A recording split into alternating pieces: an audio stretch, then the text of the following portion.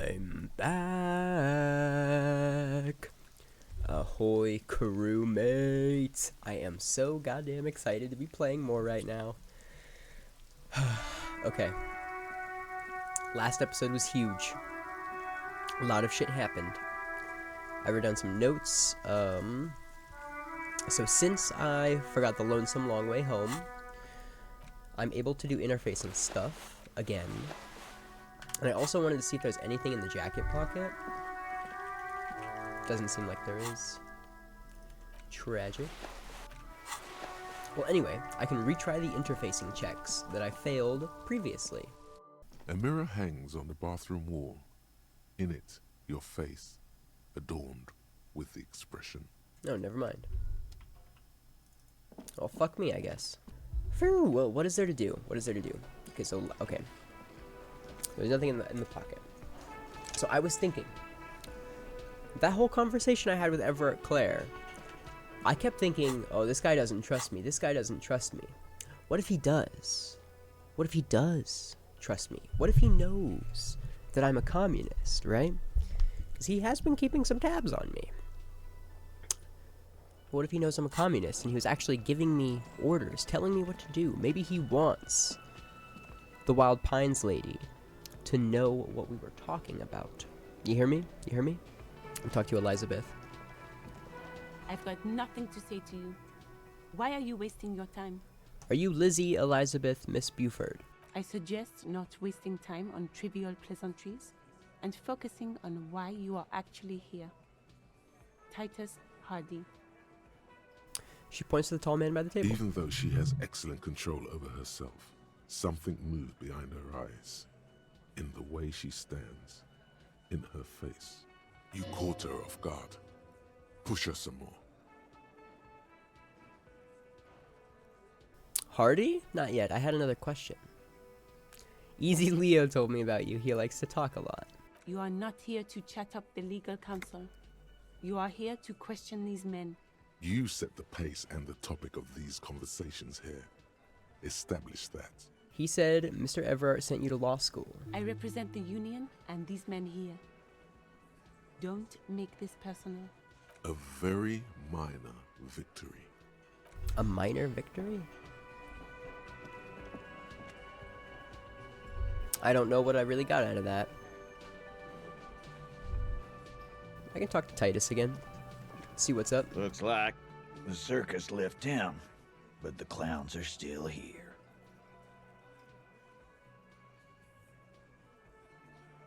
I want to talk about the hanging again. Again. Just get the dead guy's autograph, since you're his biggest fan. Good one, Titus. No more. About fucking time. Yeah, well, never mind. I guess I don't have anything else to say to him.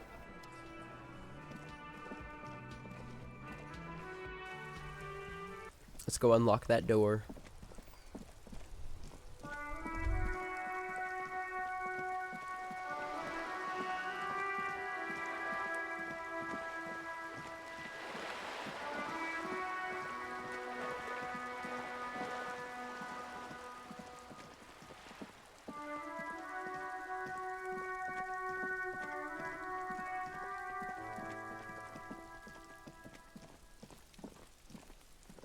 This must be it.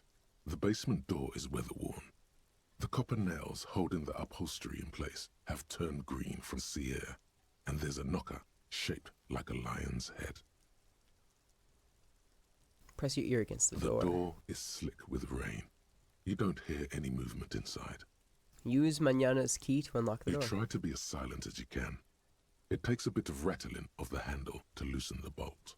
Finally, the door unlocks with a small clack. Thoughts race through your head. Only curiosity could account for stepping over that threshold. Maybe there's treasure in there. A white alligator. A fountain of quicksilver. I really want to go in, but I'm not going to. Well, immediately after I said that, I thought, well, just walking in couldn't hurt. Right? I still think it's not the best idea. Let Everett know you unlocked the door.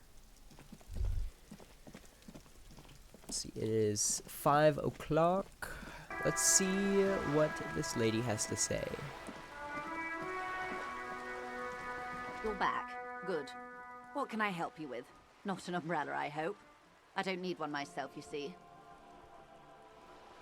I could use a coat like that. The rain is freezing. Sadly, I need this one myself.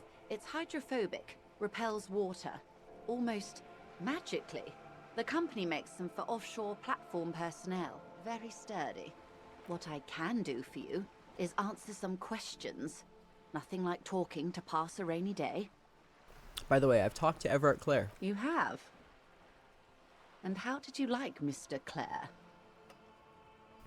He's a bloated rainbow socialist. I can do business with him for a socialist he's reasonable. He's not the champion I have chosen. I wish to swear fealty to you and the cause of capital. It's not important if I liked him, I was doing my job. Everett Clare is a hero of the workers' movement. He is the champion I've sworn fealty to. I mean, kind of, yeah. Huh. She nods understandingly.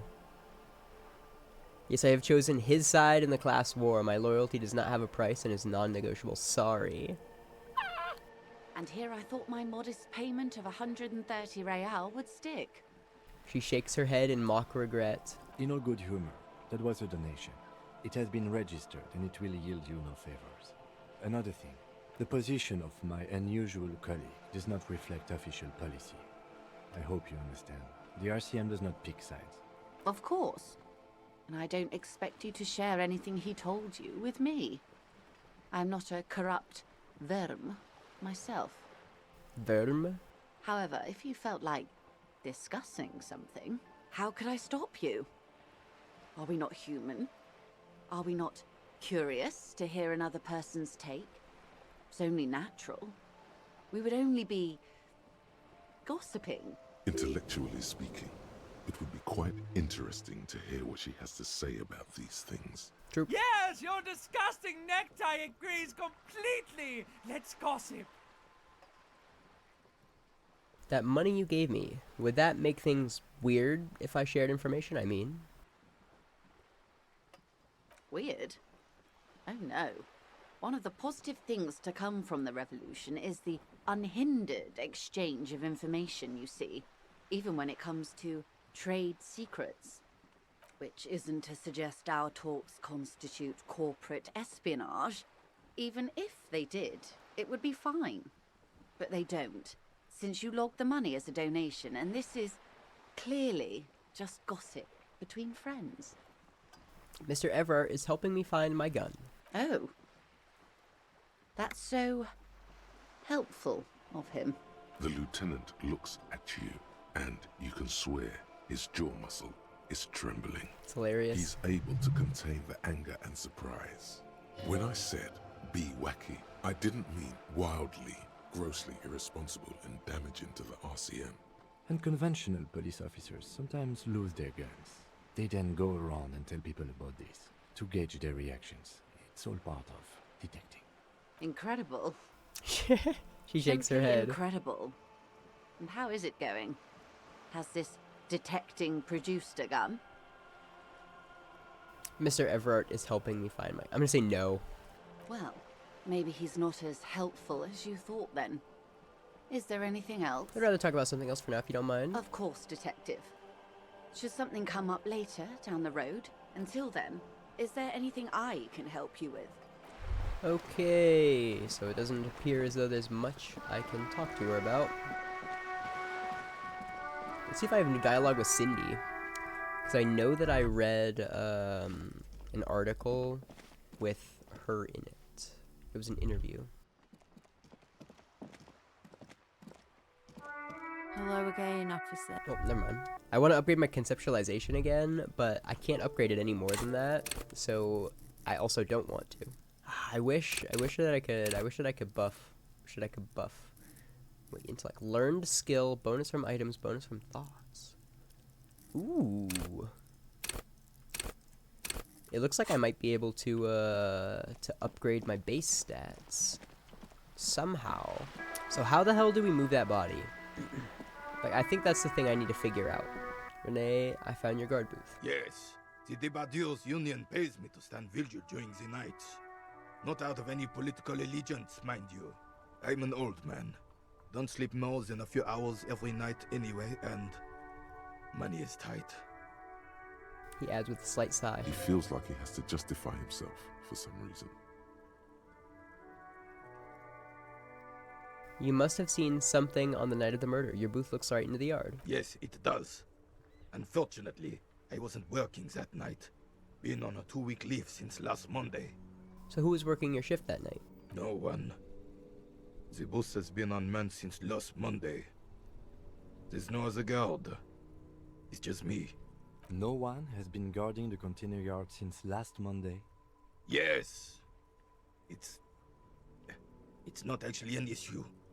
I mean... Look, officers. The container yard doesn't actually need a guardsman. Never had one before, René. Monsieur Claire had that booth built specially for him. It's mostly decorative. Mostly The decorative. possibility of someone being in there is enough to discourage any ill-minded individuals. He tries to argue. Evrard created this job for René because he knows the Royal Carabiniers' pension of honor and PTSD isn't something a man can live off. A decorated Kingsman collecting tear reflects bad on the whole neighborhood. His words.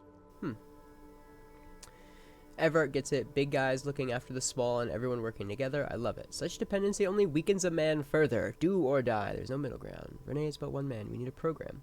Get all the elderly back in the job market. Keep folks motivated. Oh my gosh. Renee should rent out his services, invest in the profit, get a few more guys, expand and repeat. Wage work is wage work is a dead end. There's absolutely nothing wrong with tear collecting. It's my side thing too. Proudly hold out the tear bag.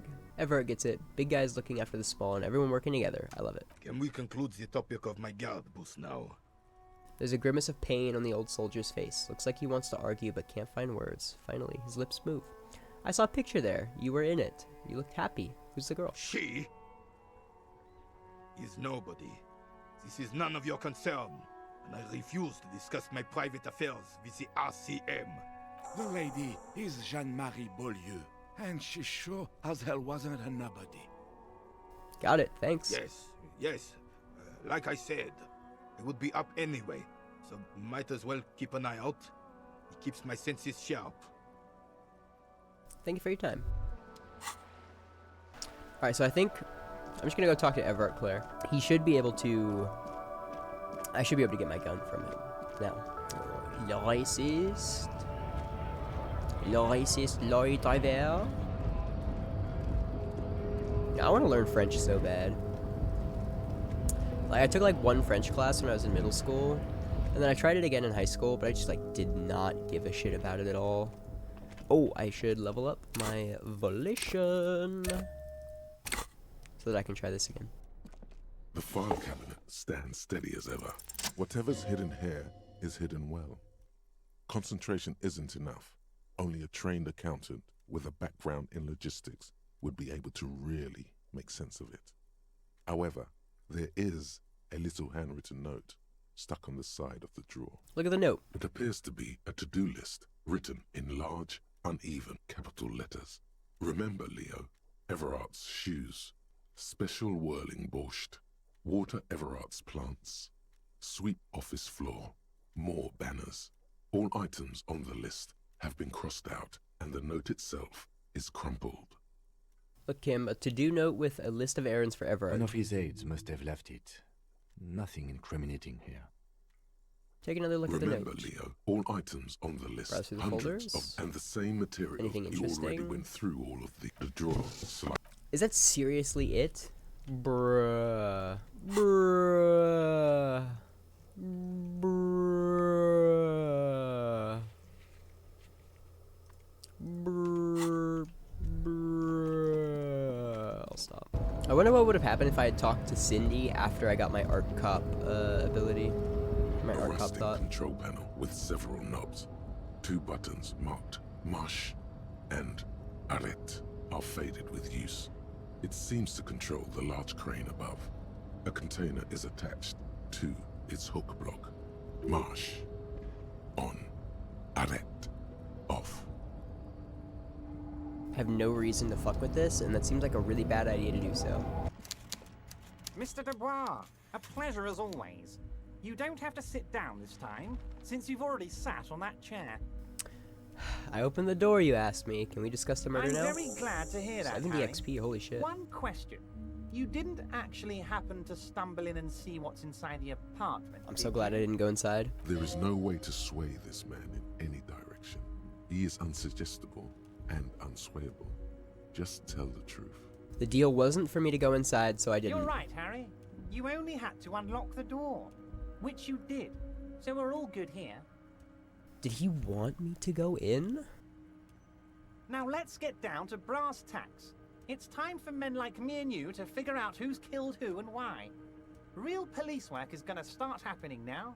I promise you, Harry, this is gonna be good. Again, I do not like him. I do not like him. He sounds like such a he always sounds like he's lying. He always sounds like he's trying to get something out of me. I've heard about a connection between the lynching and the strike. I'd like to hear what you know about it. By now, I'm sure you've figured out who the dead man was working for. The bad guys. Wild Pines. Sent to scare us. Another violent measure of the top hats against us flatcaps. I'm listening. Harry, this strike is the culmination of many, many mistakes made by the Wild Pines group. They tried to shut the strike down by sending in armed mercenaries. You mean our victim? A security contractor. He nods Can you gravely. imagine that? Workers standing in peaceful protest, united in the spirit of fellowship, and they send hired killers to mow us down with machine gun fire? He performs a motion as if spraying bullets from a machine gun. I'm talking beasts, hardened killers from proxy wars in Yisut, Semenine, Saramaritsa, you name it, they've done it. Raping, killing, burning villages, killing little children for the Senorita Pineapple Company, Harry. Everything they did there, they brought over here. They want to turn Revachol into a third world slum. Honestly, the only thing they didn't do is kill the village elephant. Hold on, you have a village elephant? No, Harry, the elephant is metaphorical and so is the village, but the mercs and their brutality are very real. Go on. Now, I haven't personally witnessed the brutalities out there. I have the luxury of staying in my container, you see. If I need to go somewhere, they just move my container. Wait, they moved the container. Yes, I'm an old man, Harry. My legs aren't what they used to be. They lift my office with that big crane. It's actually very fun. You should try it. But enough about me and my fun container. The killers the company hired, I think there were 3 of them, all hardened commando types. One of them got downright suicidal, getting drunk, violent, a little rapey. Even their own negotiator couldn't control him. That's your boy, the one who likes hanging out and trees. By negotiator, you mean Joyce? Harry, what you need to realize is, we dock workers are not pushovers. Why did he ignore Kim? We got grit, Harry. This whole neighborhood does. Push us hard enough and we push back. And when we do, we push to kill. Maybe this is just to show me that the negotiator is one of the 3 that was sent? I don't know. Maybe she's not one of the 3. Bruh. Wait, the whole neighborhood is in on it. Potentially, Harry, potentially. We got arm wrestling champions, rowing club people, ex-coal miners, tough guys, all ready to spring into action for their home base. Who exactly did the pushing? There's a militant wing inside the Union. A group of people whose duties don't involve manual labor, but peacekeeping in the neighborhood, making sure everything runs smoothly. They're like you guys.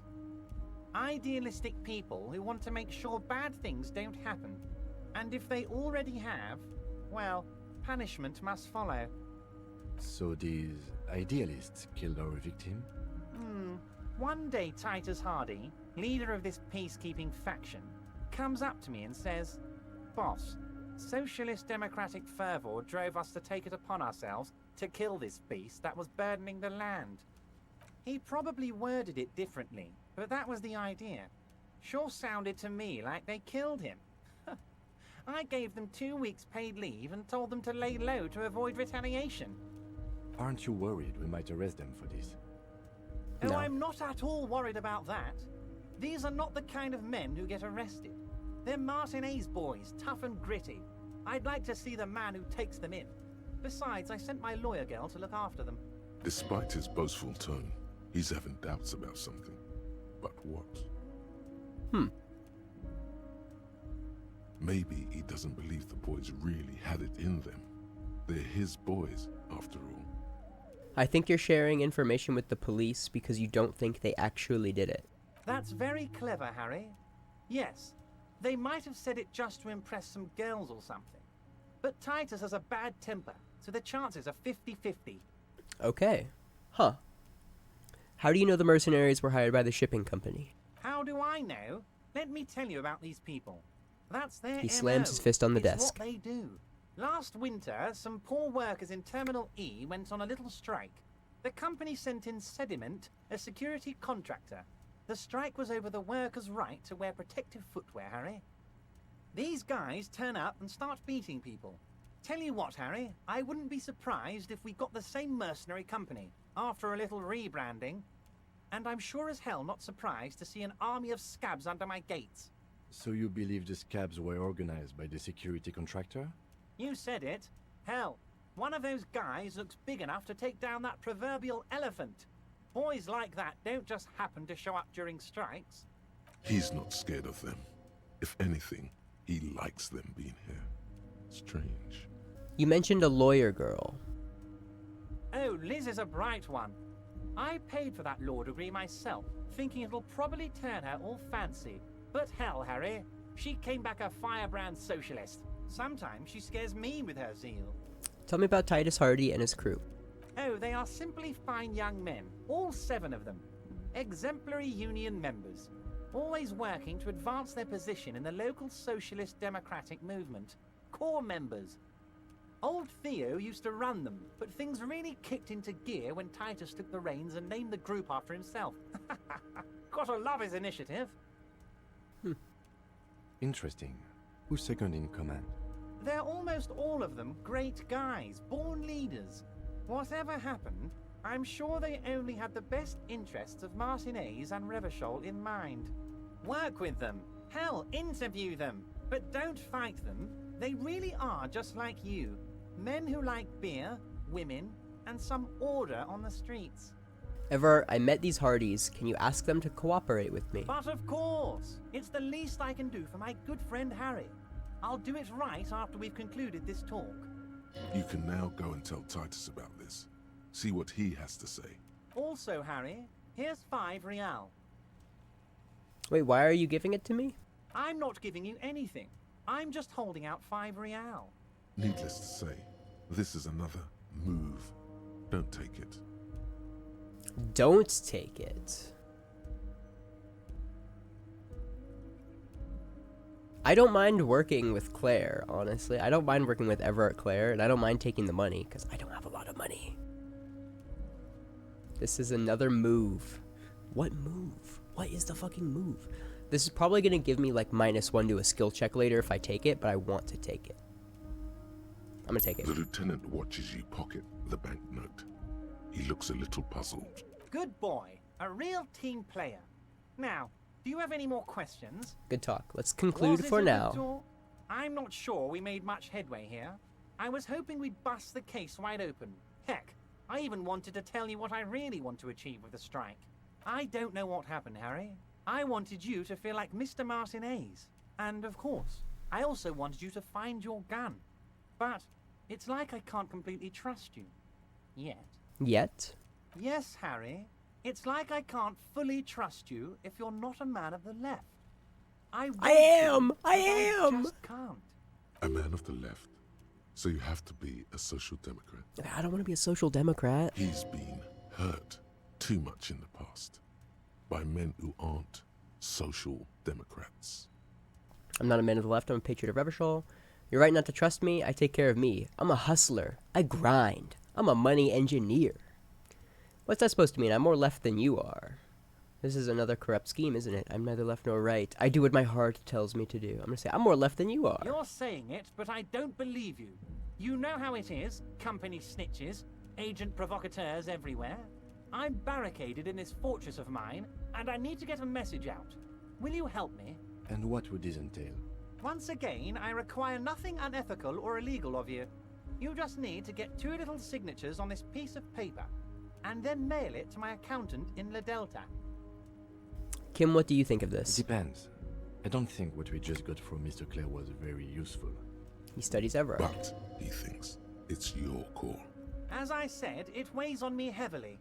But once we get really talking, well, I'm gonna hand you the keys to Martin A's, and maybe even help you figure out who's behind this killing. He's saying as little as possible, as vaguely as he can, deliberately omitting things. What are the signatures for? I'm glad you asked, Harry. The Union is going to build a modern youth centre in Martin A's. It will be righteous. We're gonna get those teenagers off drugs and on roller skates. There's a nameless little street on the coast with some old houses around it. Most people have already signed. I just need 2 more signatures to get this mission off the ground, Harry. Who needs to sign it? You just need to get 2 little signatures on this piece of paper. Where is this place exactly? On the coast, Harry, across the canal. There's a cul-de-sac there, a little village they're calling it. A gloomy place. You'll find it. I trust your detective skills, Harry. On the coast. What will happen to the current occupants? They are just gonna have to deal with the construction noise for 6 months, and then they'll be living like kings. Right next to a fancy new youth centre, designed by the best architects from Stella Marie. Is he absolutely sure the tenants won't be thrown out in the street? Are you 100% sure no one's going to end up homeless? Am I? Harry, these people, Martin A's is the most important thing in my life. I would never let anything bad happen to them. We're gonna build a youth centre there. The value of their properties goes up and kids have a place to play in. I'm looking out for these people, not pulling the rug from under them, Harry. I'm looking out for all of Martin A's, not just the harbour. He means it. He means it. Okay. Okay, perfect. If he means it, if he means that no one's going homeless and he's looking out for everybody, I'm more than happy to do this. Fine, if I happen to be there, I can ask them. You bring joy to my heart, Harry. Such a pleasure to be working with you. Here. He hands you an open white envelope. You need to get signatures from Isabel Sadie and Lillian Carter. The cul-de-sac is right past the pawn shop and across the canal. I hear there is some trouble with the waterlock, but they should fix it by Wednesday morning. Once you have the signatures, mail this to 13022 La Rocca in La Delta. Then I'll know you're a solid socialist. He runs his fingers through his thin hair. Everard, I'm going to leave now, but we might talk again later. See you soon, Debardeur. Just kidding, but not too much. Okay, I think I honestly like Everard Clare. I think I just don't like how he talks. A white envelope with a stamp attached to the upper right corner, handed to you by Everard Clare. Inside are some legal documents with 2 names printed on them, Isabel Sadie and Lillian Carter. Both signatures are required. You take the legal documents out of the envelope. A 12 to 40 month construction period and the zoning plan in the 12 addendum. to 40 month construction period. Look at the zoning plan. The youth center cuts into the ocean like the bow of some great modern ship. Apparently, it's going to cover most, if not all, of the street and the square between the existing houses. It's 3 stories tall. Okay. Oh, my base intellect is 3. Okay. Kim, what do you think of I'm this? no property lawyer, but it looks fine. I like the print size. They're not selling or leasing anything. It's not the perfect solution, but... How else are you going to build something? It's always inconvenient to build things, and citizens inevitably have disagreements over such construction projects. But there's no other way. Okay. Try to find a loophole in the deal? There doesn't seem to be anything of interest here. No fine print. You're smart. You can read. I have 2 skill points, and I kind of want to retry this check. Do I have any other logic checks? Authority, the white envelope has a logic check. And doesn't the damaged ledger have a logic check? Yes, it does. Alright. Let's upgrade my logic. Let's interact with the envelope. You take the legal documents Try to find... out of the envelope. Wait. Let's see if I have any clothes that give me logic. +1 logic, -1 authority. Perfect. Interact. You take the legal Boom. documents out of there is no loophole. The simple truth is the current residents are going to lose their street access, and for the next 12 to 40 months, their lives will be dominated by constant construction noise right next door. Wait, what are the ramifications of this? Once the construction starts, it'll probably take a few months, a year maybe, for even the most stubborn occupants to get tired of living like this. After that, they'll sell their property for cheap and move out. Huh. Look, Kim, point to photocopy. These people are going to have to move away. Is there something we can do? Can we do something about it? I should have seen it. The lieutenant frowns as he reads over the document Evrard again. probably has eyes on us, but we could try to get other people to sign this instead of those listed. Or you could forge their signatures yourself. By the time he finds out, we'll already be gone. However, we'll need access to the coast before we do anything. Evrard won't believe you got villager signatures if you can't even get to the village. You can try a forgery as soon as we can cross the waterlock. God damn it, I wanted to see the other goddamn dialogue options. It's the ledger you found in the trash. Kim, explain the Cabbage of system, papers finish that hanging off. from the board. Can I read the files Little now? permeables. Yes, at last. You find a way to piece them together using the alphanumeric code on the margin. HDB 41, date of initialization and time of arrival on the scene, followed by the title. For example, HDB 41120111700, the Next World Mural. Wait, HDB41, weren't those officer precinct? Why, yes, your precinct number is 41. And HDB? Every last alphanumeric in the files begins with it. And these are your case files. It's safe to say HDB are your initials. Harry Dubois. Harry Dubois, HDB. Still feels like there's something missing from that. The Next World Mural. This one is relatively easy to reconstruct. Overnight on 1202, a graffito, nay, a mural, appears on an 8-story tenement overlooking central Jamrock. The building is a sparsely inhabited ghost tower, part of a failed real estate development called Grand Couronne. Cause of failure, rent too high. The mural is enormous. 2 silhouettes, a man and a woman, are kissing. The text cut into their form reads, "True love is possible only in the next world. For new people, it is too late for us. Wreak havoc on the middle class. People call it that thing and that fucking thing. It's visible for miles. In 2 days, the station's complaints desk gets clogged with requests to remove the bummer. You and your partner are assigned to the case. The graffito crew is easy to track down. Only the bell lectures have the literage of industrial paint to cover the surface. One of the graffito artists is rumored to be rich. They take responsibility for the execution, but not the design. The ideologue of the Next World Mural, as the crew calls it, remains an unknown. Wait, do I ever find out who came up with it? The case files do not show you finding the author of the design. Read on. The crew agrees to clean up after themselves. However, your partner, JV, is against the removal, citing public support for conservation.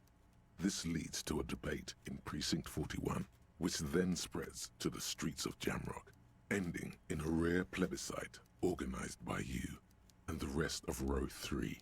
The 9,000 people subjected to the mural's message, all of Lakeside, Central Jamrock, and Villa Lobos, plus half of the eminent domain, participate in the vote. Although the case begins with what appears to be a lot of rambling on the streets as to how juvenile and stupid the mural is, given a choice between 2 options. Remove the mural, it is wrong, or keep the mural, it is right. The mural is enormous. 2 silhouettes, a man and a woman, are kissing. The text cut in their forearm reads, "True love is possible, only in the next world for new people. It is too late for us. Wreak havoc on the middle class." I kind of like it. I like that idea. Keep the mural, A it is right. staggering 78% of voters choose to keep it. Turns out the opposition were a loud minority. And that love truly is possible in the next world for new people. And it is too late for us. All that remains is to wreak havoc on the middle class. I like it, but can we wreak havoc on other nations instead? I don't know. In any case, it appears to have been a rare case of civil activity in the quarter. And agreement as well. What do you want to tackle next? Okay. Do I have any like time specific things? Visit apartment 20 after 9 o'clock. I do need to kill time for 9 o'clock. Ask around about a fridge, goddammit.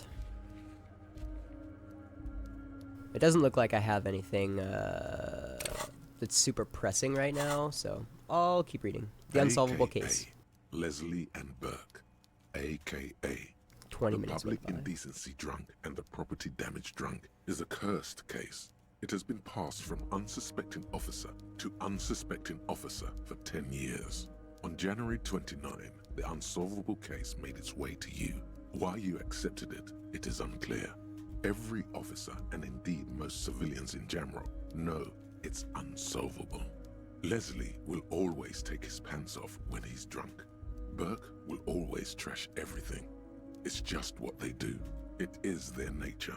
You cannot change the nature of a man, and you can't lock them away because public indecency and small-scale property damage are not punishable by incarceration. The only way for Leslie to stop flashing his genitals to bypassers and for Burke to stop dismantling signage and rear-view mirrors would be for them to stop drinking alcohol, which, in their 40s or 50s, it's hard to tell because of their distorted features, is a medical improbability on par with you ceasing to produce the expression. Couldn't we just keep them off the streets? You would think that, but you're wrong. Where's the fun in exposing your genitals or breaking stuff in your own home? No, Leslie and Burke are on the corner of Main Street and Perdition, because that's where the action is. Can you keep yourself off the streets?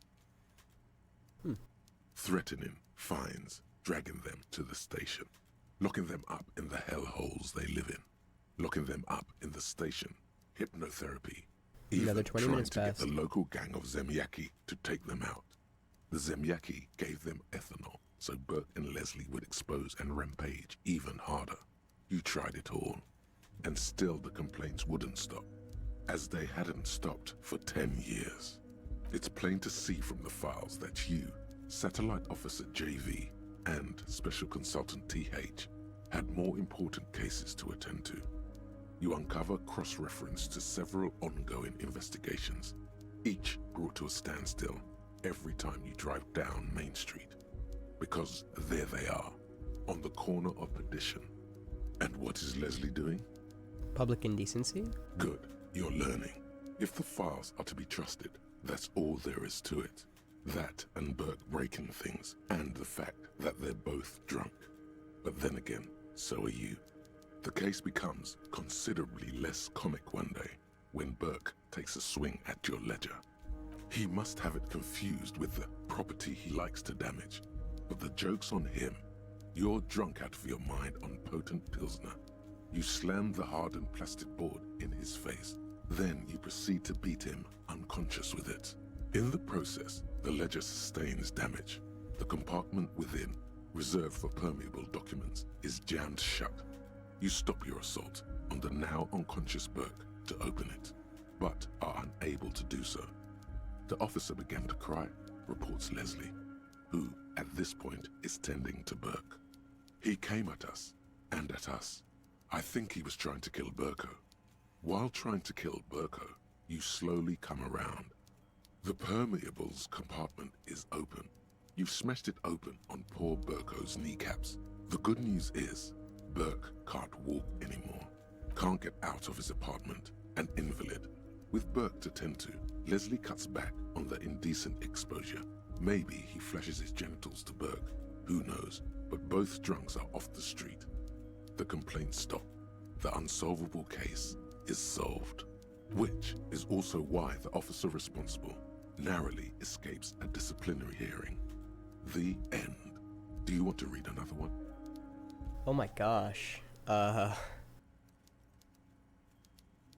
can revisit Not much this. has changed in the meanwhile. A bunch of sodden papers still sags from the clipboard. Crack it on the knee like Burke. Just relax. The two sides of the board are slightly misaligned, like a drawer that's come off the slides. All you need to do is bend the plastic on your knee, slowly. The slides snap back into place. It should be possible to just, Slide the drawer open. without resistance or sound. The two panels move against each other. The compartment is now open. What's inside? 2 ticket stubs and a handmade postcard. Fucking kill yourself, you asshole. What? Pick up the ticket stubs. 2 octopuses are smiling, reaching their tentacles toward each other in the colored pencil drawings. The tickets permit access to the zoo in Revachol East. The aquarium costs extra. These let you go there, too. Why is this an option? I'm gonna pick up the card. Thin wax paper has been glued to a piece of cardboard. Sounds like leaves rustling when you pick it up. You see violet flowers, floral patterns, patches of glue. Smell it It first. smells of chewing gum. Apricot flavored. Exactly like the gum wrapper you found. The same brand of chewing gum. This is kind of intimidating. I'm kind of scared to know what's gonna happen if I open this. I'm gonna open it though. Familiar handwriting lines the inside of the card. Looped, round letters in a woman's hand. A young woman in her 20s. There is care, effort, and a smile, you think. Although that is not something you can read from someone's handwriting. Harry, it begins. You're already reading. I wanted to write you a letter so you can read it when you wake up. Maybe it will make you happy. Throw it away, please. But it will make me happy. Outside, you hear the wind howl. A sudden gale blows in from Martinez, flapping street signs and window blinds. Come outside. It's 8 o'clock now. Holy shit! I've been doing this shit for a while in game. What? Far away and outside, the reeds hiss with desperation. Step out. I'll take this outside.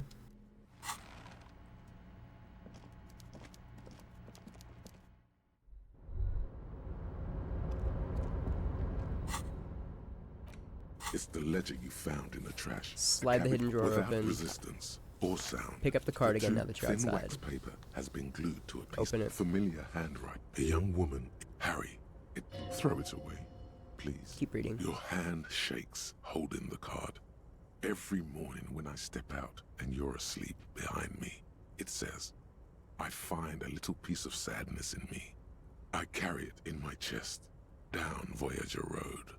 Every step I take, it grows. By the time I reach the fuel station, it has filled me entirely. I step onto the light rail and look back. Sparks fall from the bow collector. I know it will be like this until late afternoon, when I get off the 42 and walk back to you. Keep reading. You. Every step I take will get lighter. It almost makes me run. Sometimes I do. I can't believe I met you. I can't believe the happiness I feel with you. You have a vast, vast soul, and I will always, always, always come back to it. Keep reading. Kisses, kisses, kisses. You feel the air sucked out of your lungs and the blood sucked out of your head. Everything around you gets dark. Small white dots appear. Sparks fall like snow from the bow collector. A streetcar distancing. You feel the ledger slip from your hand. No, hold on. Hold on. To what? There's nothing. Detective, is everything all right? Fall sideways.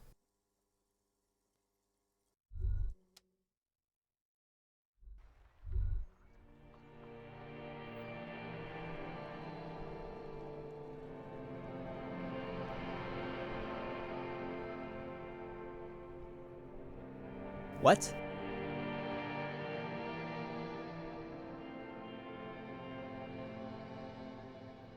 Begin? There is nothing.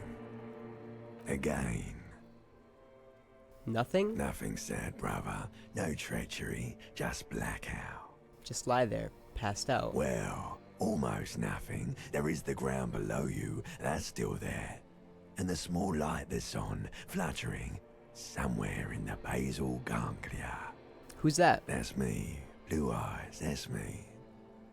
And who was that? Who was what? He speaks of the sickening longing, the unwell emotion. Even in the darkness, he's grasping for it. Still trying to hold on to the great sorrows slipping in the water. Slimy. Yeah, that's the stuff. Here in the paleo-mammalian cortex, we call it the shadow. Because it's always there.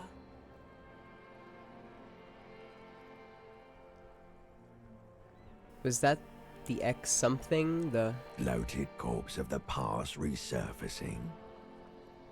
No, it was beautiful. Beautiful. Believe me, stupid ape. Its lack of beauty was not the problem. Where's Voyager Road? There is no Voyager Road. There are no roads, no houses, no lights in the windows. It's all on pause. So my name appears to be Harry. Your name is fuck all. It certainly ain't Harry. Then what is it? Your name is passed out on the ground, dragged around by one of the other evil apes. They're taking you somewhere. That's probably Kim. There was something about a bow collector too. Yeah, man. What was that about? Enough. Just lie there, motionless. You think they would let you? Until you disintegrate into biomolecules? No. Someone is breathing on your face now, inspecting your pupils, stupid idiot. What is that? It's cold. Yes. They're pouring something on you. It's in you. And It's delicious. Glowing lights on a dashboard emerge out of nothingness. Where am I? In the upholstered cabin of Lieutenant Kitsuragi's motor carriage, seated in the driver's basket. The air is thick with leatherworks and heavy fuel oil. Cold water runs down your chin. Drink. Water. The lieutenant is extending a small canister to your mouth. Drink. The water is cold, silvery, the stuff of life itself, as it pours down your parched throat. The pounding in your head recedes. The darkness parts. Drink. You haven't drunk water in 2 days. Did you know the human body is not made to survive on alcohol alone? You need a secondary form of hydration. With greedy gulps, you down half a liter of cold water. Some of it spills on the driver's seat. The lieutenant pays no heed to it. What happened? I should ask you the same. You were reading your paperwork. Then you passed out. I carried you to my kinema to take you to a hospital. Then you came to. How long was I out? 10 minutes, maybe. I came in contact with the burnt-out ruins of the past, Lieutenant. That does sometimes happen.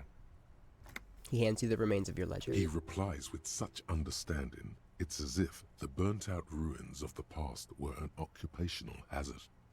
Athlete's foot for cops. You dropped these. Are you okay to proceed? Let's solve this case. Good. The Ledger of Failure and Hatred is a special item that can be used both as an interactable and a tool equipped in your held slot for skill bonuses. Find it under the Tools tab in your inventory.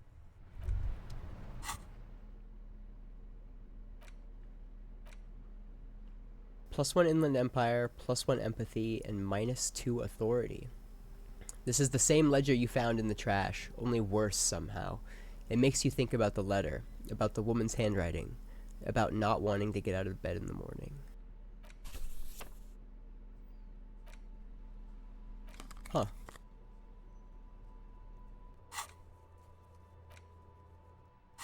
I have some new thoughts. The bow collector. -1 authority, hell on earth. -1 hand-eye coordination, research time 6 hours. Sparks fall like snow from the bow collector of streetcar number 42, slowly down the slope from Voyager Road and then east on the B206 across the river to where there are no closed factories or ruins to study. At the academy. Electrical tables run overhead and the bow collector draws across them like a musical instrument. A flash. She's standing at the rear window, holding onto the rail in a spring coat, waving at you. White morning. -1 authority. Little guy gets further and further away. You see yourself from above. You're passed out on the blue tiles of the hostel room floor. Even from this distance, you can see your eyelids flutter at the mention of what? A great white object, letting out its sweet smell, like a lily of the valley. The little man's forgotten its name, but he still remembers the feeling. And look, he moves. The feeling animates him. He instinctively reaches out for the feelings of his best friend, a bottle of Commodore Red. He puts on his disco clothes and gets smaller and smaller. I do not understand what these are. What the fuck just happened? Oh my gosh, what the hell? Ah! That was so heavy. I'm talking to Kuno. I gotta... That was a lot. You missed a good show before. A kid came by and completely fucked the tree to pieces. He fucked the tree up! Fucked it good! It was porno! By the way, kipped is a racial slur. Oh my god, oh my god, oh my god. Oh my gosh. I'm not saying that, but that dialogue is so funny. I love that. Telling someone to stop calling someone a slur and telling them that they're not supposed to use slurs. Oh my gosh. Oh yeah, kids, but don't you... Oh my gosh. This is also superficial, kids. The race mystery runs deeper than you could ever understand. Stop using the K word. It belongs in the past. Can't tell Kuno what words to use. Fucking kipped. He imbues the last syllable with a special kind of joy. What is this, a word museum? You want to belong in a museum, Kuno, with old people? Fuck you. Kuno says kipped if he wants to. Kuno's dad says kipped all the time. Kipped's a cool word. Kipped, kippity, kippty, kipped. Kippity, kipped, kipped. It's like a little engine has come alive on the other side of the fence. An engine that only says kipped. Kipped. Alright, shut it down, see. The cunt has business to do. Took care of the drug situation. Alright, so you got Kuno's kilo. Here is how we do it. First, you give Kuno Kuno's kilo. Then Kuno gives you half back. That's how we split it. It's the best way. Street way. Aren't you going to ask how I got past your dad? Word on the street is, you sent your little friend in dressed as a hooker. Distraction style. That's some sick shit. He nods approvingly to the lieutenant. Not a single muscle moves on the lieutenant's face. Kuno wants to hear all about it. But first, we split the kilo.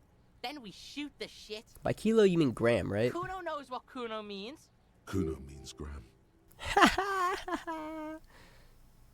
I'm keeping it. You don't need more drugs. You're 12. Don't give it to Kuno. Alright. Kuno knew you'd try that sneaky pig shit on him. Tell him, Kuno! Kuno's got brains. This shit doesn't surprise Kuno. So Kuno's gonna give you one more chance. Know this, pig. Shit is major. Major fucking choice, pig. Kuno won't take this shit lightly. The pieces are moving, pig. This is fucking domino shit. It's hard to see how not giving a boy a bag of amphetamine would cause some catastrophic cascade response. That puts me a little at ease. Hard to see, but easy to feel. Somehow, this will change things. It's not hard to see at all. You hand out drugs to kids. The lieutenant's faith in your judgment will diminish significantly. True. What, if any, is the downside of not giving drugs to Kuno? None that you can see. No, you can see it. This young man has junior officer material in him. In another life, where he trusts you. Ah. Tick, tick, tick, tick. Decision time. What's it gonna be? You gonna fuck the Kuno? This is staying with me. Don't give Kuno the vial. Alright. You fucked the Kuno. Everybody, Kuno got fucked by his pocket pig. Just when we getting our business on, the pig throws it all away. I told you he can't be trusted. I told you. I told you he'd steal the shit. Relax, see? We got plenty of Kilo. Kilo underground, in the tree. This ain't about that. He turns to you. This is about you and Kuno. You mismanaged this shit. Now everything is fucked between us. How are you gonna make this up to the Kuno, huh? In truth, Kuno doesn't really believe there's anything you can do to make up for this. The damage is irreparable. I looked around in there. It's not an easy life you've got going on in that apartment. The fuck do you know about Kuno's life? Kuno's got plans. Get the fuck out of here. Yeah, we got plans. Kuno, I met your dad. Yeah? How the fuck are you still alive, pig? Kuno, your dad is a half-dead alcoholic. He was sleeping under some clothes. What? His eyes become large and round. His posture changes. The swaying rooster motion stops for a second. Then he gets it going again, reorienting himself. Fuck right. Kuno's dad was sleeping like a bum. Kuno told ya. Kuno's dad doesn't give a shit about anything. Fucking breaking and entering shit. That's nothing to Kuno's dad. You got lucky, pig. Kuno knew this. Kuno's fucking violent fiend dad's been drinking hard lately. Kuno knew you have a way in. Narrow window. Kuno window.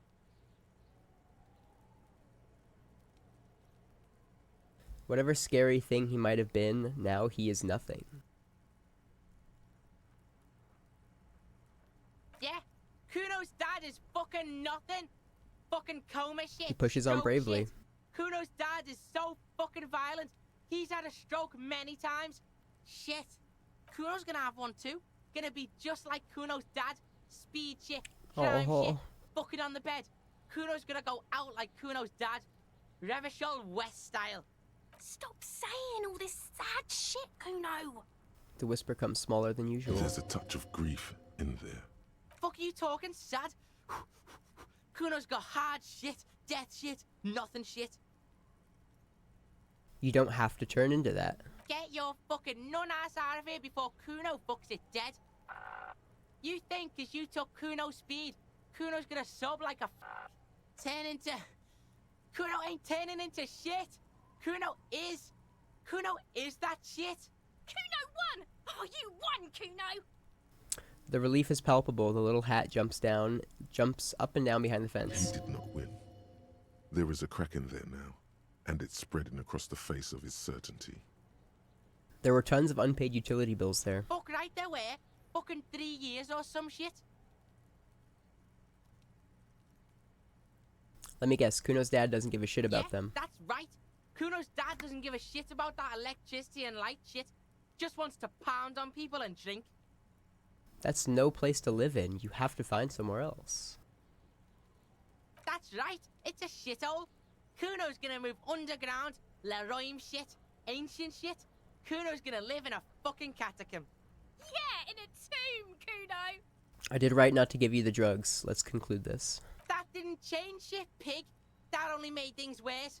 Fucking social worker shit. It doesn't work, pig. It doesn't work, Kuno. Only our shit works. She tries to bind their fates together. She needs him. Bad. Kuno doesn't fucking care. Whew, man.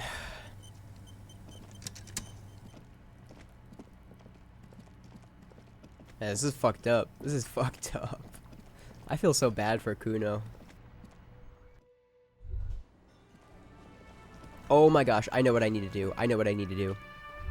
I got that money. I got that money. I got that money. I got that money. On the shelves. And here you are. Quality sound reproduction on the go. It'll play anything, wherever. Turn any tape into a conversation of sounds and shapes. All the old boom. Do you have anything else? Hello, hello. Let me know if I can help you with anything. The boombox I bought, it should play this tape, right? Of course. It's in working order still, isn't it? Just pick your tape and set it spinning. It all starts with the tape. Do you know anything about the traffic menace on the loose? Traffic? I'm sorry, officer, but I don't drive. Wait, why don't you drive? I just don't like it very much. Movement on the road never really gelled well with the movement of my thoughts. I feel that. But didn't you hear it when the traffic menace drove over your roof? Now that I think about it, I do remember hearing a thunderous noise the other night. Some kind of powerful electric vortex hitting the shop, and then moving on. That sure narrows down our list of suspects. A vortex. Sounds fascinating. Yeah, it was pretty wild. I didn't really know what to make of it, but I know it meant something. So I got the boombox now. Equip this to play tapes. This reel-to-reel boombox of everyone's youth. A little banged up, a little clipped, a little chipped, and honestly not that loud either. Looks cool though. Excels at being carried on the shoulder, allowing you to play audio tape items and blast music in the face of unsuspecting strangers. Perfect. Perfect. I wonder if I would have been able to open this if I did not give Gart the key. Well, I got 2 skill points again. That's kind of dope. Are there any checks I want to pass? Encyclopedia, drama, rhetoric, suggestion, physical instrument, interfacing,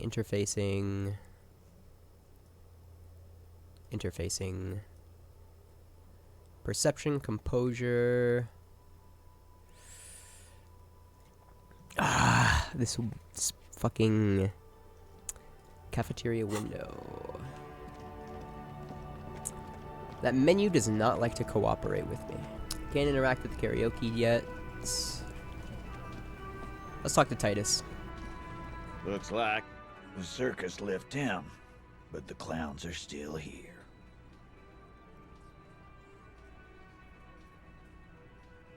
Me and Everett talked. He promised you'd cooperate. Oh, so you went and talked to my mommy, and now she's making me play with you. Is that it, Lawman?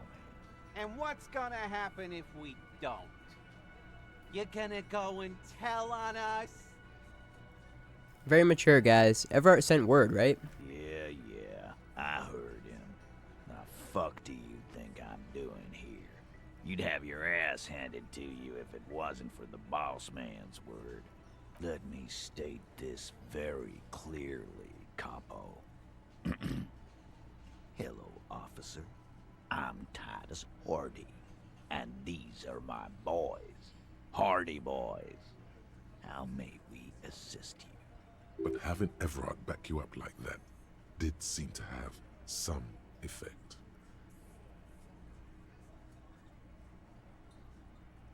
I want to talk about the hanging again. Again. Do I have anything new to say? No. About fucking Makes it easier time. to establish authority, but my authority is so fucking low that I don't think it really matters.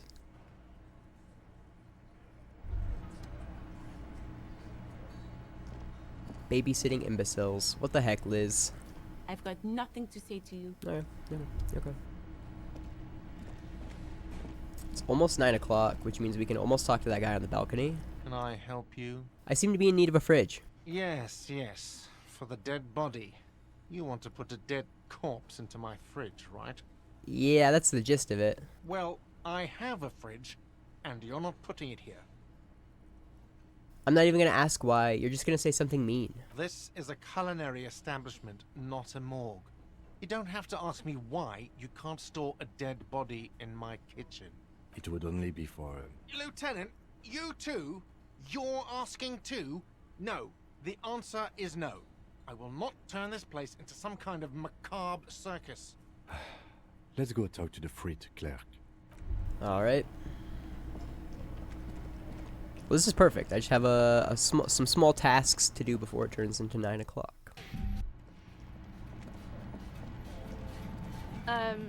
Is this about the questions again? Do you have a fridge? Mm-hmm. Right behind you. I need to store a corpse there. You're joking, right? Measure the fridge. Never mind, it would never fit. No, I'm not joking. I need to store the corpse of the hanged man in your fridge. Okay. It wouldn't even fit, you know. Now that I'm looking at it, Maybe a glass-doored fridge in a public grocery store isn't the best option for storing a corpse. Well, thanks, Frick Clerk. Okay.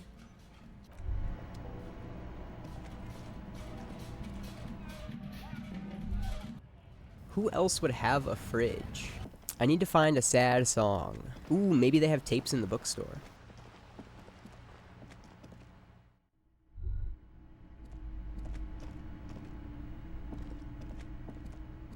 Hello again, esteemed officer, and welcome to Crime, Romance, and Bio... Do I have any clothes to give me drama? I don't.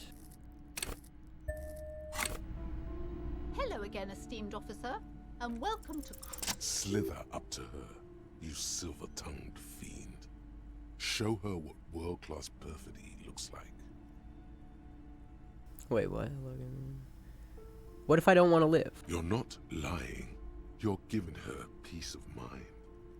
The means are thus justified. Ma'am, I came here to help. I've handled paranatural situations before. Are you sure? Don't think I haven't seen charlatans before. I sensed the psychic emanations from afar. The sleeper beyond calls out. I've returned from the void, a para-detective from a long line of para-detectives. I will say the first one. I'm not sure I can trust your claims. Honestly, you look like a bit of a drinker. I'm sorry for being so blunt, but... The lieutenant keeps his usual stony calm. He silently picks out his notebook. Go ahead then. Rock her world, he thinks. I'll compose some notes. I'll admit, I've had my share of drinks, but only because the spectral realm is psychologically taxing. How do you know all this? Here we go. Your wards brought me in here in the first place. The Semini's blood also runs through me. I am the Void Revenant. I have the power to debad all bad energies. I'm gonna say your wards brought me here. Simonese.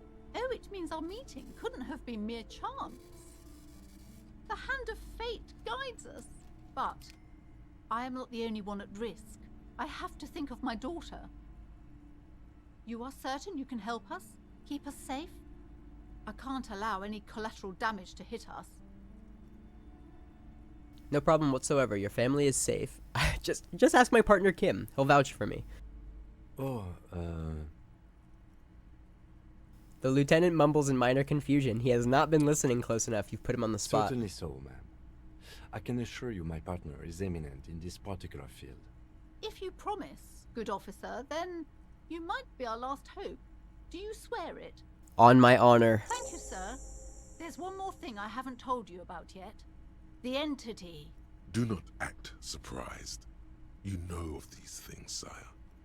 Of course, the entity, for I have sensed his presence. How? The entity takes the form of a woman, a witch probably. I've suspected that she must be connected to the curse ever since I first saw her. Did you know that she lives inside the chimney? Chimney, the passage between heaven and hell, of course. Yes, that chimney is part of the building's central furnace, and it's enormous. She has barricaded herself behind some metal security curtains. God knows what she's doing there. Some unnatural magic, I assume. You should go find the entity and ask what happened to all the companies in the building. What is the source of this curse? Here's the key to the warded door behind the curtains. Take it. Oh, and please do return to me after you've looked round. I'm quite anxious to know what she has to say about the curse. What you discover in there. Unbelievable darkness and ruin. What you discover? Probably just some office space. Don't be scared. Farewell for now, book peddler. You see a Pull the curtains open. You see a dimly lit room full of dusty furniture and trash. A doorway stands in the back, covered in dozens of scary little Seminese wards, your shadow looming over it like an omen. Wait, oh, she escapes from Placenta. She tries her best to look away, her face buried in her hands. Okay, it is now 9 o'clock, so we are going to go talk to the guy in the apartment. We can talk to the cigarette-smoking twink. The skinny guy. Oh, A maroon glow of light pollution rises from the east. You hear distant traffic. Night is falling on the city.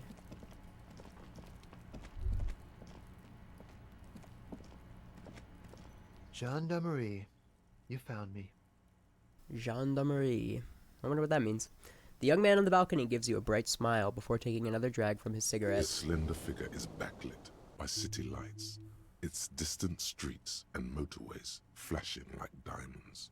It feels like a Friday. He seems to be in a good mood tonight. We got your hint. Found the key right under that stone. Beautiful. He replies, smiling as he looks at you. Something sparkles in his eyes. So tell me, are you here to make things right again?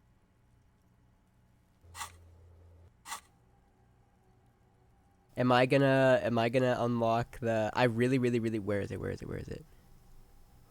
The homosexual underground. I hope that's what this is leading to. I'm not going to make things just right. I'm going to make them spectacular. Sure. Beautiful. He says again. A nearby street lamp casts shadows on his chin, drawing out the slender cheekbones. I have some good news for you. My Sunday friend is visiting me tonight. I told him about you and he'd like to say hello. Step in. He's already waiting. By the way, I'm really digging the view here. Point to the city skyline. Mm-hmm. That's why I chose this place. He looks Martinez away. Is special, isn't it? His cigarette glowing in the dark. His cigarette end glowing in the dark. Suddenly you're digging things? The lieutenant whispers to you, shaking his head. Who exactly is visiting you? My Sunday friend. He's brilliant. Everyone wants to meet my Sunday friend. You'll see. Why would I want to meet your friend? Trust me. You do. Is it Friday tonight? It feels like Friday. It does feel like the end of the week. It's so magical. The white falling against the black. Very well, I'll talk to him, but first I want to talk to you. I have so many questions. That's nice, but I don't have anything to tell you. It's my friend you're looking for, not me. He takes another drag of his unfiltered cigarette and looks around. It's getting dark, and the neighboring windows have lit up, one by one. Besides, I've got to run. He's going to leave you alone again. That's sad. Something tells you you're never going to talk to an individual this cool or mysterious ever again. Run where? To the city. It's a beautiful night. Only if you promise that we'll talk again. It's important. Something flutters in the corner of the lieutenant's mouth as you're saying those words. It's laughter. That's funny. Just not tonight. The smoker assures you, brushing his hand through the hair. Take care, alright? I gotta... Oh my gosh. I'm getting so much fucking XP. He says with another disarming smile before slipping off into the night. He's gone again. Looks like it's becoming a theme for him. He's always leaving. Why is he always leaving, Kim? Who knows, detective? It's a mystery. He says, turning his face away from you. He's laughing again. There's something so different about him, I just can't put my finger on. Different, of course.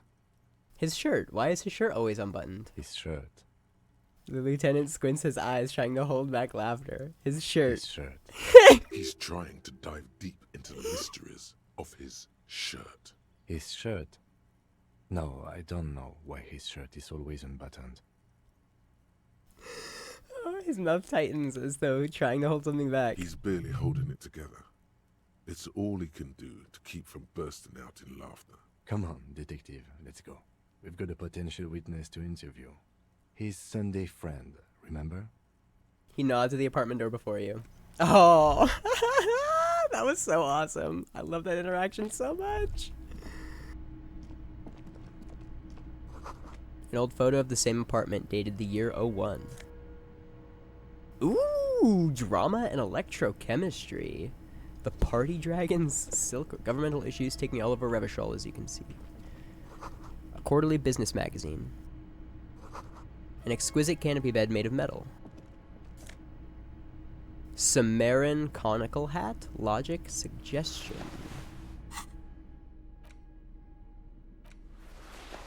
Super logical for a cop to wear this.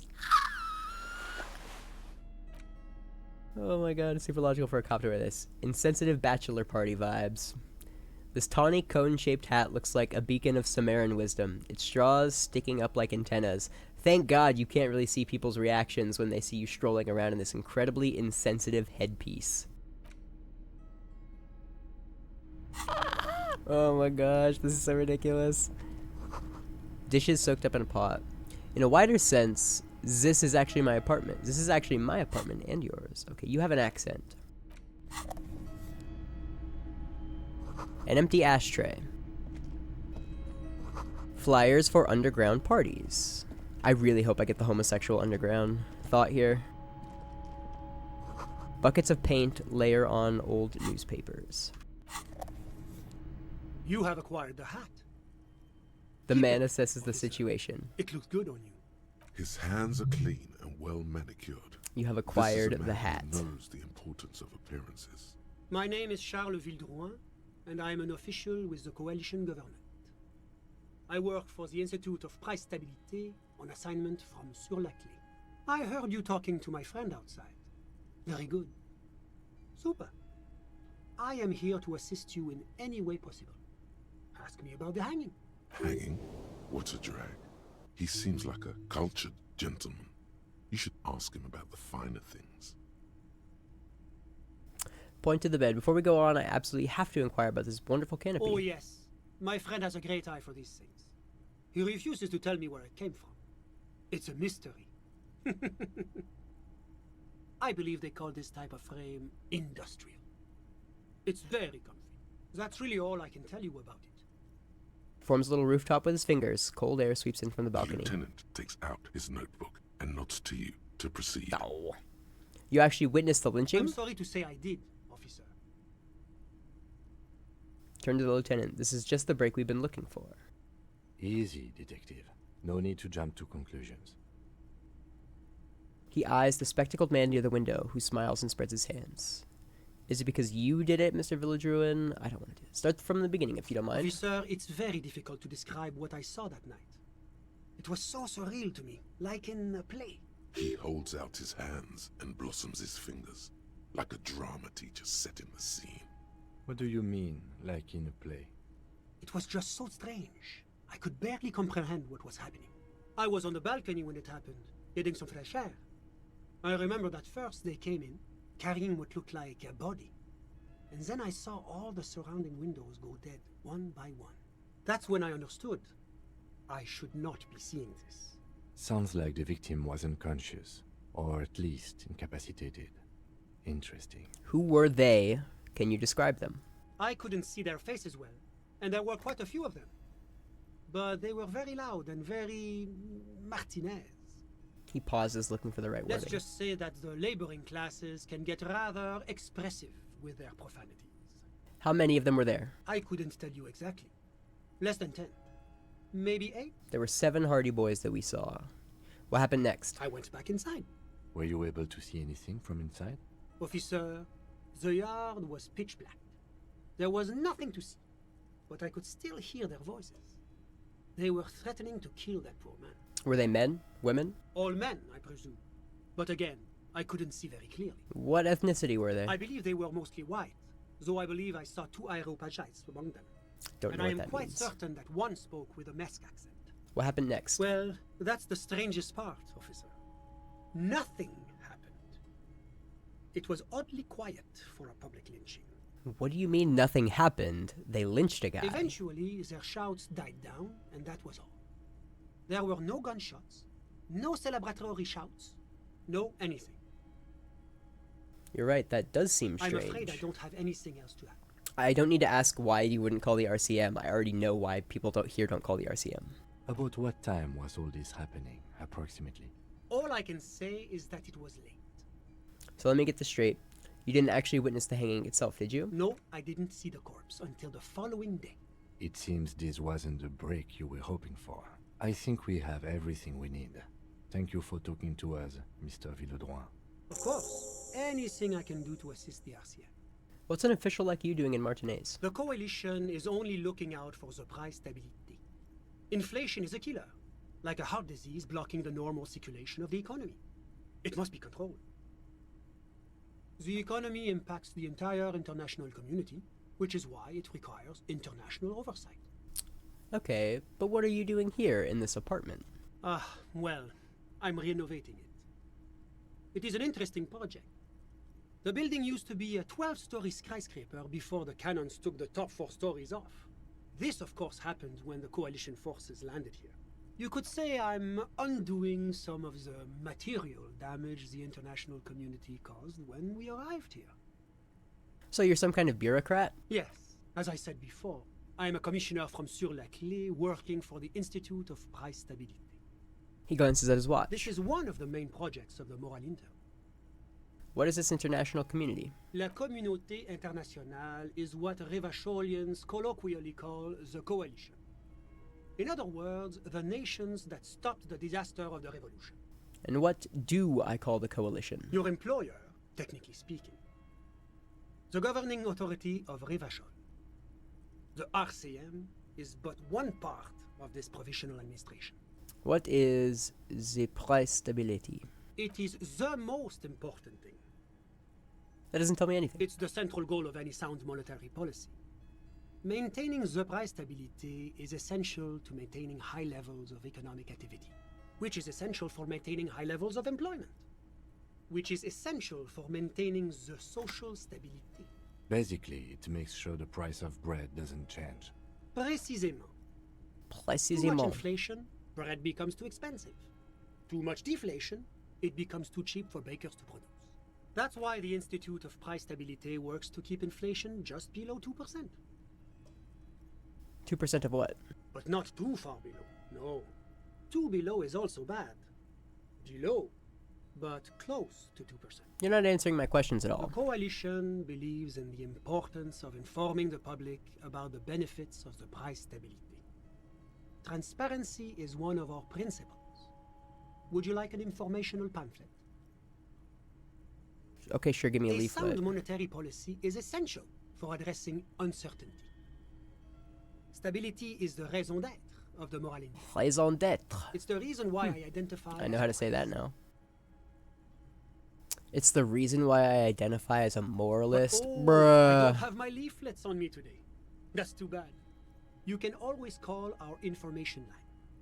Making information available is part of the Moral Intern's commitment to transparency. I've heard about this moral intern before, but I want to know more. It's the International Organization for Moralists. Hence, Moralist International. The Institute of Price Stability is just one of its many mind babies, as is the Coalition. So what I'm hearing is that we're the moral intern bitches? Doing one's job doesn't automatically make one anyone's bitch. Besides, there are more nefarious powers to work for than the moral intern. Are you a moralist? But of course. But why? Because moralists believe in a normal, stable world governed by democratic values. Lieutenant, are you a moralist? Me? You've managed to catch the lieutenant off guard, but only for a moment. He quickly recomposes himself. I'm a lieutenant of the RCM, dedicated to maintaining law and order in Revachol. A very moralist answer. The man nods. The lieutenant is practiced in the art of putting on a show for one's superiors. Okay. But what is a normal, stable world? The Occident is part of the normal world.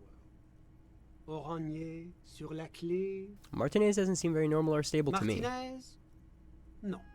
Martinez is something else. What about the rest of Revachol? Is it part of the normal world? Revachol is generally difficult. It's led by an interim government, which means it hasn't yet achieved full democracy. But they are working towards it. You're all doing very well here, relatively speaking. Moralism is the ideology of foreign occupiers. Revachol must be governed by Revacholians. Democracy is a meaningless sham as long as the working class is under the boot heel of capital. It's like every time I'm talking to people, I'm choosing option D. None of the above. Is that moralism? I love this. I love this. I love this. I love this. I'm not picking it, though. I don't think I'm a moralist. Moralism sounds incredibly boring. Democracy is a meaningless sham as long as the working class is under the boot heel of capital. Of course, the detective's personal views do not represent the views of the RCM. Ah, my friend. But the lesson of the revolution is that communism does not work. I want to say all three of these. Are you telling me that this world here is working out well? It didn't work because the coalition crushed it violently. See, this one, we just haven't tried real communism yet. Like, that one sounds a little weak. And you're telling me this world is working out well? It's moving towards the right direction, and that's all that matters. Progress is measured in Of course. Now, enough of this delightful political interlude. Was there anything else you wanted to ask? Tell me about Sur la Clef. What's there to say? Sur la Clef is a modern, Sur la urbanized Clef. country that measures very high on the Human Development and Freedom Index. Mostly, though, it's known as the executive heart of EPIS. Moreover, it is a great sponsor of less emerged countries. Revachol is only one of its many darlings whose progress it supports and cherishes. Darling? That can't be an official designation. What makes Revachol Sur la Clef darling? Because a great percentage of Revachol's culture hails from Sur la Clef. Its language, its people, its cuisine even. Or at least in the downtown La Delta area. Tell me about Oran. Oranje is an exemplary nation who, as a core member of EPIS, contributes 28% of our annual budget. Next to Sur la Clef, Oranje is probably the most prominent member of the international community. Which one of them is more EPIS? As founding members, they are both very EPIS. I don't really care about this. Oranje carries a lot of political weight, while Sur la Clef takes care of the business side of things. Sur la Clef hosts the headquarters of the major EPIS institutions. Okay, but outside of EPIS, what is Oranje? Oranje's economy is one of the most advanced in the world. It has successfully transitioned from heavy industry to advanced services and generally acts as an engine for sustainable change in the international community. But that didn't tell you anything about Oranje. Can you just talk like a normal person? About what? About Oranje. Just tell me what it's like there. Oh, it's very urban and very well organized. Their streets are clean, their horse cars run on time, the people are polite and efficient. Like I said, they are an example for less emerged nations to follow. Enough business, let's talk about something else. Whatever you wish, officer. Can you tell me about your friend? Ah, my friend. My friend is a good young man. His family immigrated here from Kedra, and life has not been easy for him. But he understands the importance of education. He has taken his future into his own hands, and that's all that matters.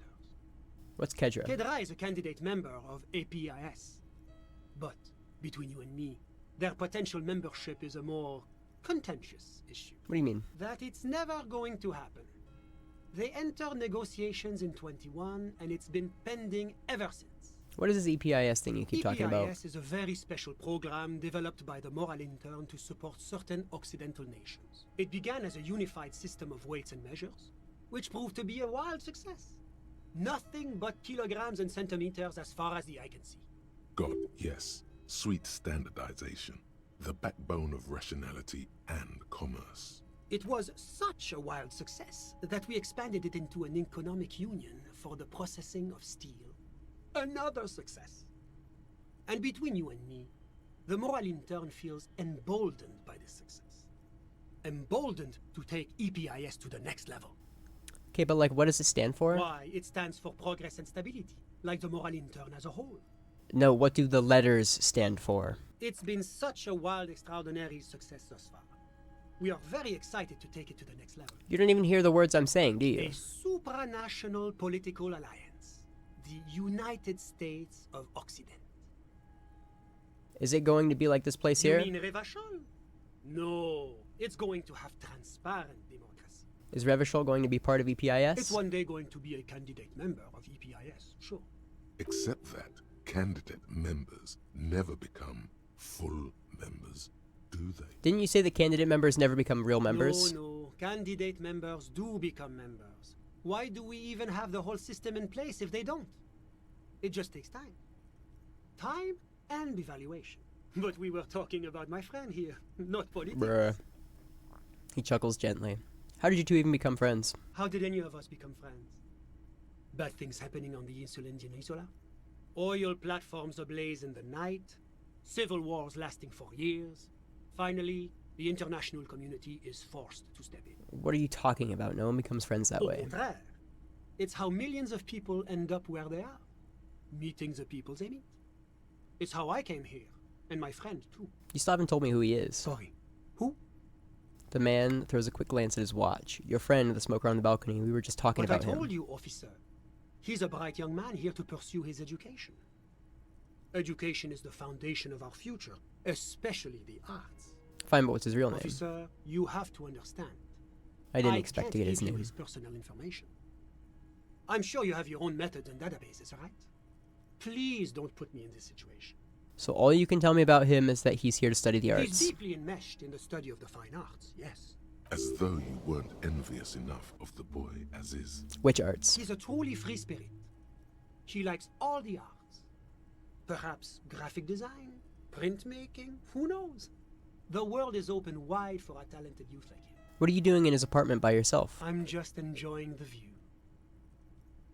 What view? It's dark outside. Listen, What? I'm not hearing anything. the Insulindian Bay. What about it? This place used to be a luxury accommodation before the revolution. Apartments, Mhm. of course, were much bigger then. A few walls have been added here and there, leaving some of the tenants without a private bathroom or a kitchen. Yep, everybody needs their own bathroom and kitchen. But the million real view stays. You can't take that away. He knocks on the balcony door, his face mirrored in the darkened glass. I was asking about My your friend. comes and goes. I'm sure you'll see him around. He's a busy bee. A busy bee? What an odd choice of words. I had something else in I'm all mind. ears, officer. Thanks, I've got A all I moment. need. Do you have everything you need from me? I'm afraid we won't have the chance to speak again once you leave. Why can't we talk later? It's against diplomatic best practices for an official in my position to be discussing murders with local militiamen. And I'm pressed for time. After you leave, I should be leaving as well. That's not the real reason he's so apprehensive. Men in his position shouldn't be seen loitering around in underprivileged young men's apartments in the middle of the night. I'm not going anywhere. I just want to take a look around in this apartment. Thanks for the heads up, but my work here is done. Of course. I'm sorry I couldn't be the break you were looking for. Good luck with the investigation. We got an autosave. Now let's get out of this apartment. What did I get out of that? Yeah, I really don't know what I got out of that. Actually, wait, no. So the lynching was silent, right? It's locked. I'll have to go do that tomorrow then.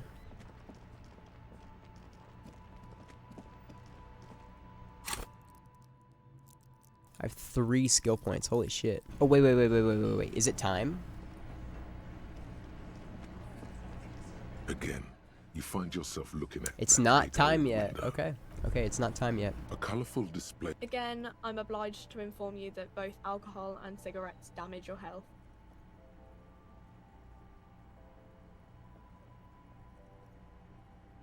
Give me the cigarettes. Here you go, mister.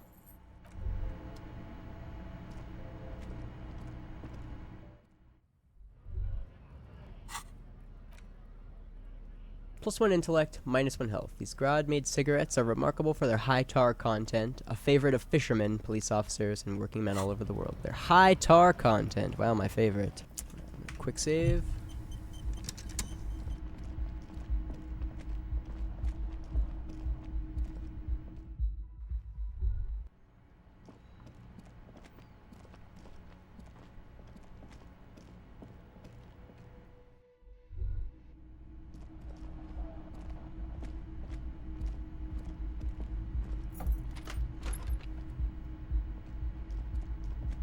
Yes? Oh. It does not appear as though I am able to interact with Kim. That's tragic.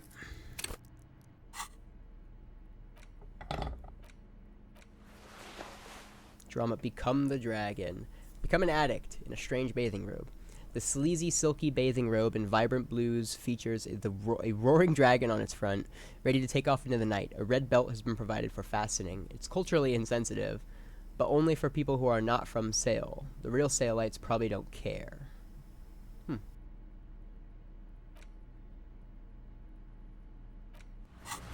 I don't like wearing that hat.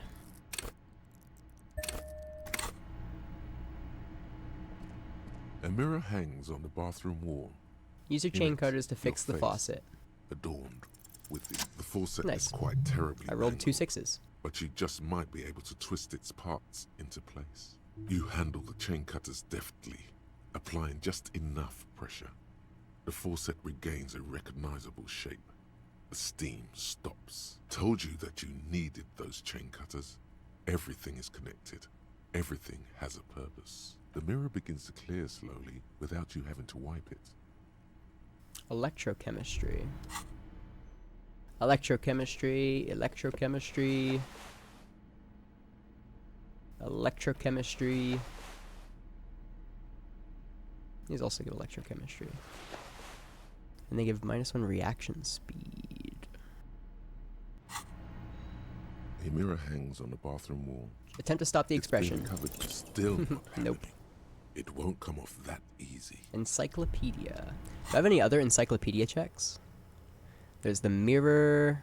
No. So I can also interact with the knickknack stand and the map wall now. I want to get the most out of this day. I wonder if there's shit that happens like really late at night. Because I'm only able to rest and like wait on the bench when Kim isn't here, right? Twiddle your thumbs, wait 15. Stare into the sky, wait 30. Think deep thoughts, wait an hour. I can interact with the ledger ledger. found in the trash. Read a cabbage of case file paper again. takes about half an hour to piece one together, using the system you've devised. Which one do you want? I want to go to bed by 11:30. So if I wake up at 7:30, it gives me 8 hours of sleep. Because I feel like if I don't sleep enough, I'll probably get minus to something in the morning, and that's how I would operate personally. The square bullet hole murders. It would be very interesting to read about these, wouldn't it? I mean, there seems to be a square-shaped entry wound in the victim's forehead. She's been sitting there for weeks, on her rocking chair, with a square hole in her skull, staring at the wall, her mouth agape. But that's all you got. From the half hour you spent piecing it together, all you know is the entry wound was square-shaped. You never found the bullet. And then another body showed up, also with a square hole in his forehead. A sequence Who killer. knows? Those pages are missing. What next? Don't worry. One day you may still catch the man with the square gun.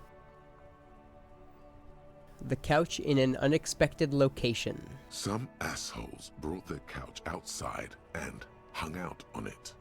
In the middle of the street, on the roof, on the hillside by the motorway. You know, at an unexpected location. They were young, and they thought they looked cool on it. They looked really cool, like a rock band. Yes, as you said here, insufferable rock and roll assholes. Young people are the worst. So anyway, you got a complaint about the damn sofa, or couch, or whatever it was. They were leaving it out in all these unexpected and whimsical locations. They took it to where they also took photos of themselves on it, and smoked cigarettes, and drank coffee because they felt it's intellectual. Cigarette butts, coffee cups, stupid couch. You had to clean it all up, and you did. So congratulations to you. Case solved. Did I ever catch those guys? No, you didn't have time for that. These notes show that you have what is called a real goddamn job. You don't have time to be chasing down the couch assholes. You have a real job to do. What next? Murder at the hookah parlor. Murder. Tum-tum-tum. At the hookah parlor was a case originally assigned to an officer called Joseph Mills, who is now dead. Of circumstances completely unconnected to murder at the hookah parlor. Wait, how? Beaten to death by a throng of Villalobos gang members when him and his partner J.M., only initials mentioned, answered a call one night. It's a sad story, and it isn't really represented in your case files. Stop stalling and get to the murder at the hookah parlor. Right, on with the murder. Joseph Mills was on this case that he just couldn't solve. Was doing it solo. Said it was a real nutcracker, a real brain twister. Was on it for, like, a month. The captain got impatient. Shit or get off the pot, Mills. Mills didn't get off the pot. Not yet.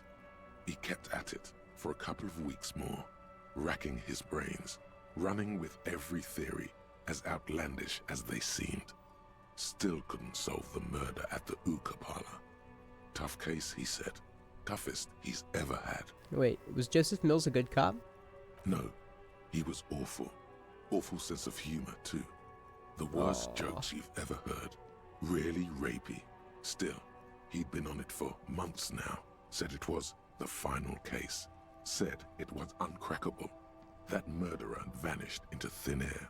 That goddamn hookah parlor was all he talked about. Go on. Okay, so the case is handed to you because Mills isn't getting anywhere, and you look into it. Here's the setup. A young man is found dead in a hookah parlor.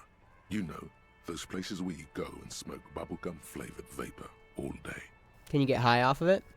No, it's soot and water vapor. It doesn't do anything. Really stupid. Yeah, so anyway, young man in his 20s found with his skull busted open, right on the floor of the hookah parlor, in the middle of the day. No one else is in there. Only client that day. In perfect health, too.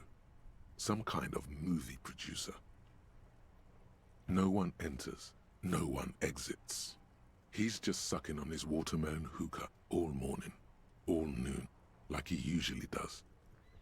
He's a regular. No calls, nothing. Just sucking on the hookah until 15:45.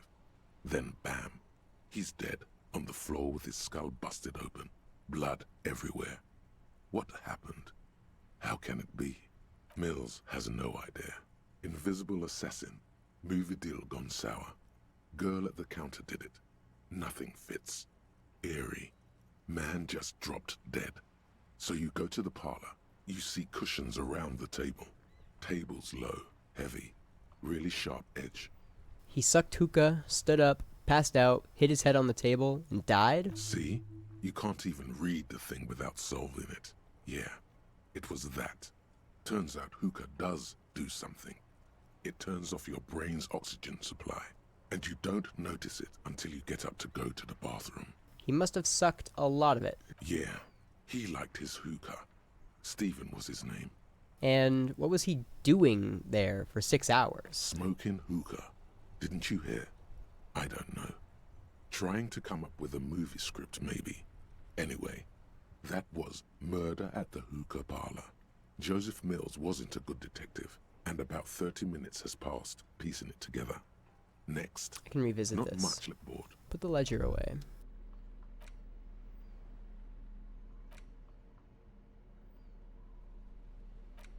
There it is again.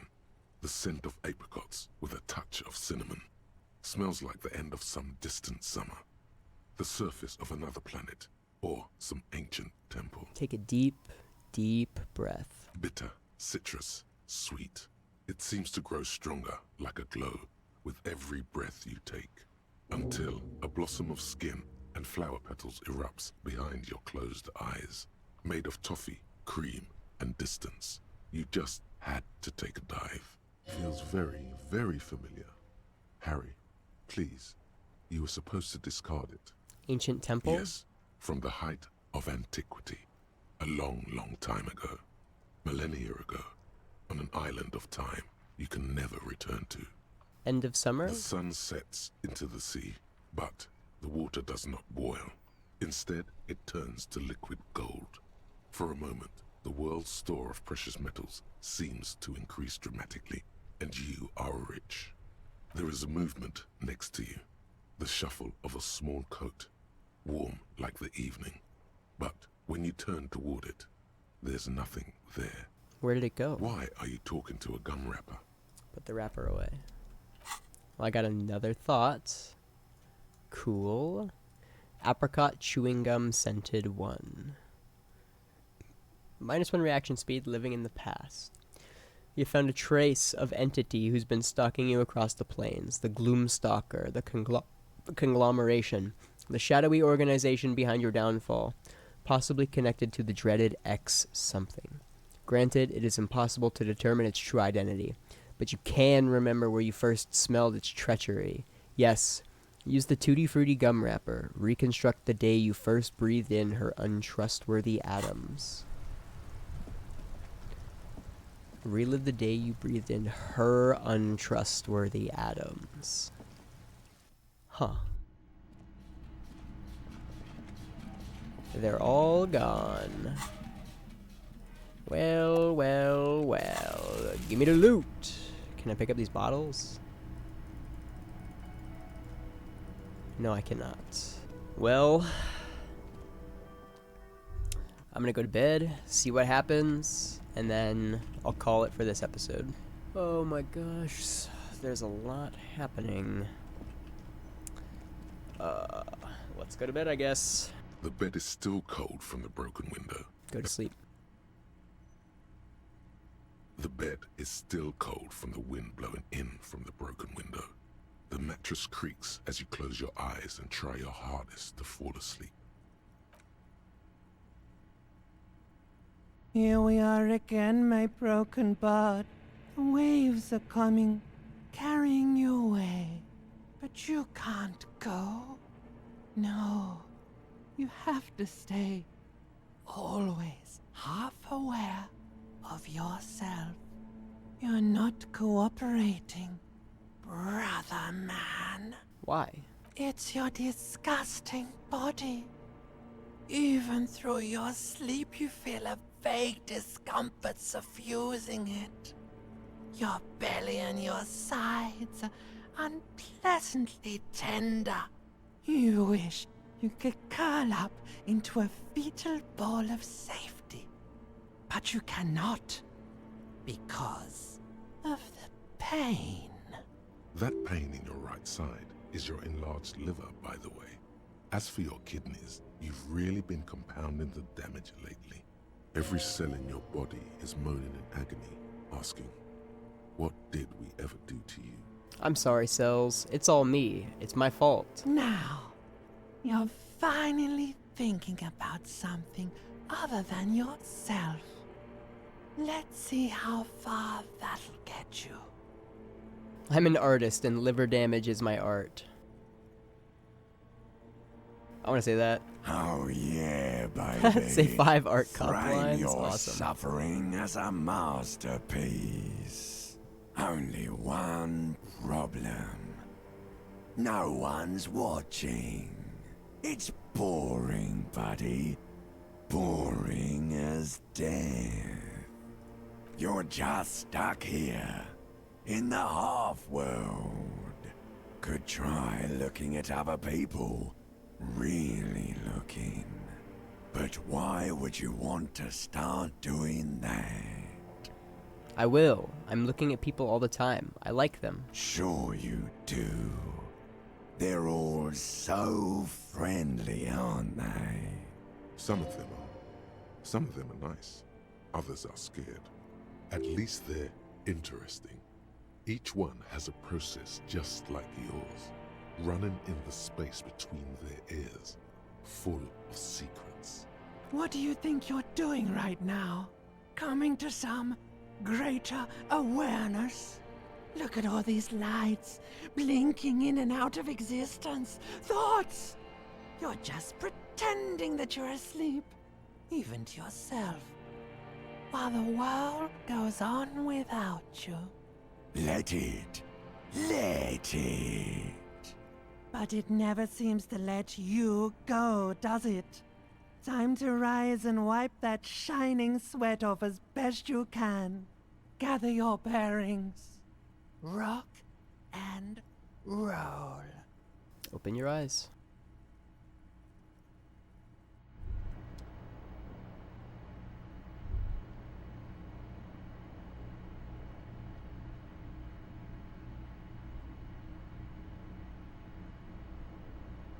Damn.